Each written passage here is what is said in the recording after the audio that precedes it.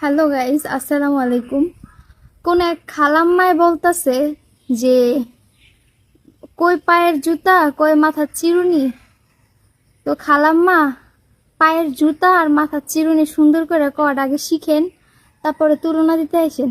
আর খালু আপনারও কইতাছি একটু শিখাই দেন না আপনার বউরে কোনটা পায়ের জুতা আর কোনটা মাথার চিরুনি।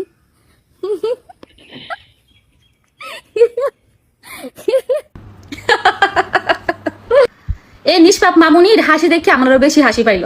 যে না চেহারা নাম তার পিয়ারা। এই মামুনি মনে হয় ভুলে গেছে কি থেকে কি বলতেছে সে নিজেও জানে না। পায়ের জুতা আর মাথার চিরুনি, এটা নিয়ে তুমি যে কথা বলতেছো, তোমার কি লজ্জা করে না? তোমার লজ্জা বলতে থাকলে তো লজ্জা করতো। তুমি তো শরম ছাড়া, বুঝো না?